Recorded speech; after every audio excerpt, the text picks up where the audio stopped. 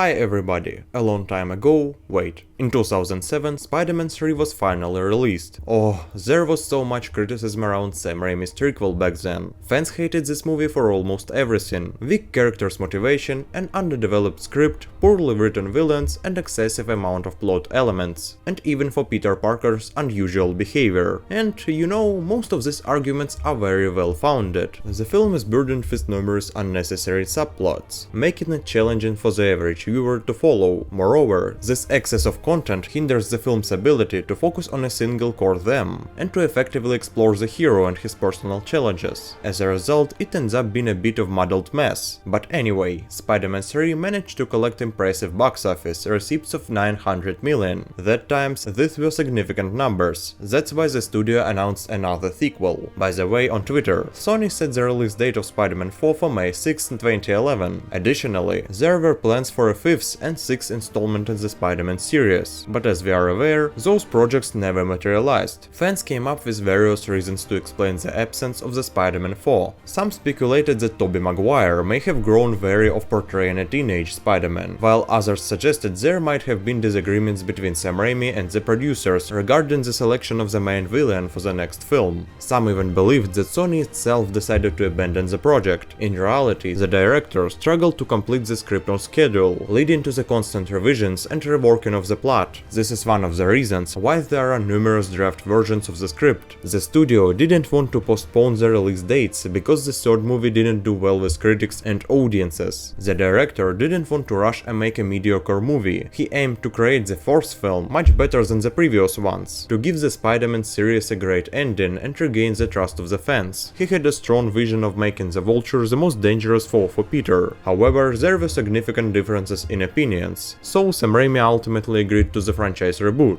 As I said, there are various script versions, but there is one primary version that was close to production. Let's go through it one by one, starting with the main draft and then finishing with the most terrible and absurd plot ideas.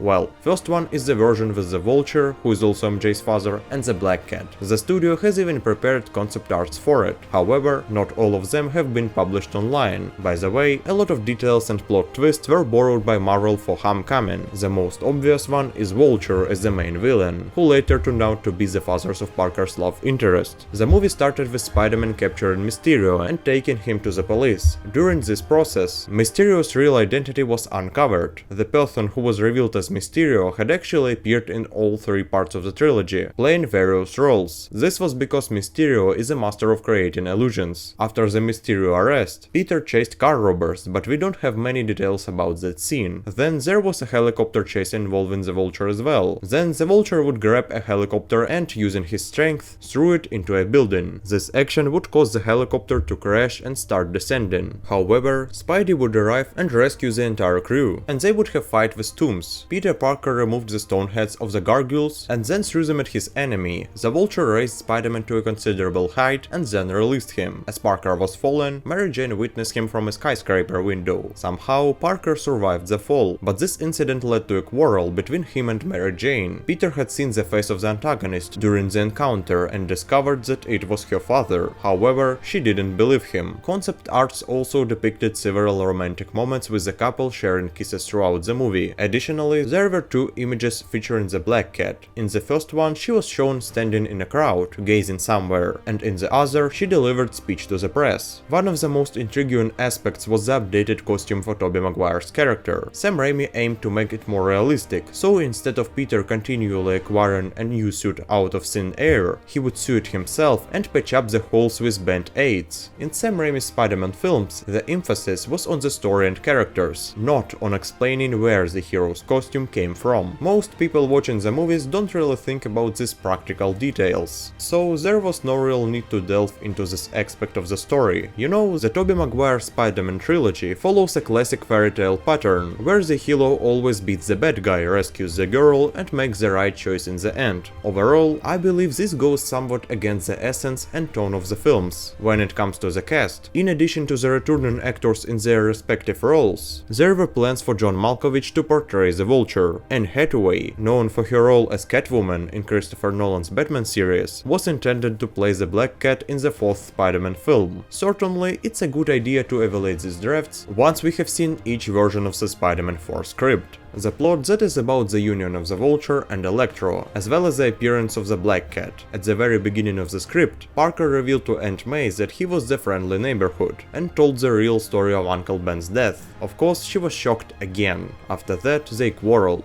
Toomes and Dillon also somehow found out the secret of the Spider-Man's identity. Adrian proposed launching a sudden attack on Peter, but Max decided to attack the heart of the hero by kidnapping Parker's aunt. Once they kidnapped Aunt May, the villains used her to pressure Peter, so the hero reached out to Felicia for help. Antagonists also spread misinformation about him in the press. In the final battle, Spider-Man uses a power overload to defeat the Electro, causing an explosion, just like in The Amazing Spider-Man 2. He then faces off against the Vulture, wins the fight and leaves him tied up in a web, along with a note for the police, which says, "From your friendly neighborhood Spider-Man." At the end of the film, May forgives her nephew and accepts the fact that he is Spider-Man, because it is his choice. After that, Peter meets Mary Jane. She expresses her love for him, but the hero dislikes her affection. He doesn't want to put her in danger, so he decides to give up being Spider-Man by going to the river and tossing his suit into the water. In the third version of the script, there were plans to depict the wedding of MJ and Parker, with the Lizard as a primary antagonist in the film. Not much is known about this draft, but there is some information indicating that Gwen Stacy was part of the story. Already in the fourth draft, the filmmakers wanted to tell the story of Dr. Connors, the Vulture, and Toomes' daughter, who in the future would also become the Vulture. The fifth version appears to be quite outlandish, perhaps a product of screenwriter's creative exhaustion during the writing process. In this version, Venom would make a return, that time alongside his offspring, Carnage. The plot kicks off with MJ and Parker ending their relationship because she is relocating to Los Angeles. Meanwhile, Kurt Connors, who is returning home late one night, gets attacked by Kleus Cassady. During the confrontation with the maniac, Kurt Connors accidentally drops the vial containing the symbiote that Peter had given to him in Spider-Man 3. Connors wounded Cassady with his briefcase, causing him to fall onto the vial, and the symbiote infected his wound. However, Kleus managed to remove the infection and fled.